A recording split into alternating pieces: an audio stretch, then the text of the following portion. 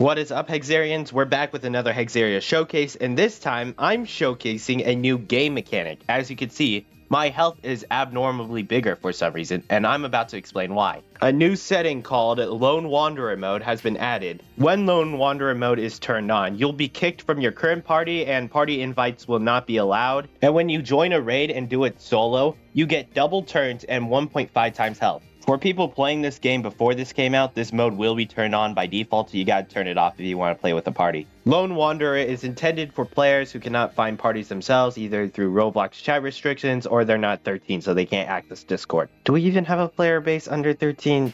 I don't know. This also makes it a great grinding strategy, since if you clear a battle with over your max HP, you'll still retain full HP, even if you take damage during the fight. Here's all the raids that Lone Wanderer works on, and as you can notice, they're excluding solo raids because you're intended to fight those solo without Lone Wanderer. Lone Wanderer is such a great addition to this game, but I'd like to see people beat Roku solo with this. It'll be interesting. Up next is Joyous Metronome, which is attained from Qualagon for 80k gold. This card has a lot of features to it, so let's break down what each of them do. You and your allies will heal 5 HP at the end of a round while in the radius. Every 4 turns, it gives everybody in the radius 1 point of Symphony and a 30% Revitalize that expires immediately every 4 rounds for 16 rounds. And for every Symphony point, the Revitalize gets increased by 5% or 14 times, capping at 100%. The radius of the Metronome will increase at 7 and 14 Symphony to 2 and 3 radius respectively, and they update dynamically with the amount of Symphony you have. And finally, you cannot place any other Metronome while one is on the field. Okay, so we just went through all that. Now for the card itself, it is a pretty nice heal card, as its massive healing bonuses can help put your team back in a pinch.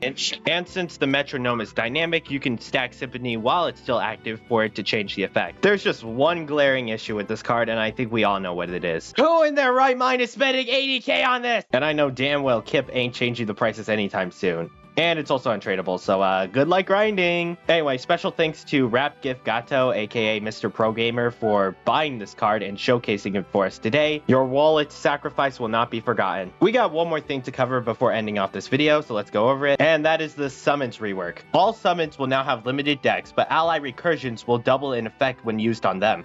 Once they run out of cards, they'll resort to their end card, which depends on the summon. And here are the decks of all the summons. Thank you for Cheese for recording them all. And this is only for NPCs that get summoned by players. If there's an NPC the game gives you, like in the KOT fight, they will have infinite cards. But yeah, this is all to the update. Pretty major one, especially with Crossroads on the horizon, and I'm excited to see what Lights has for next.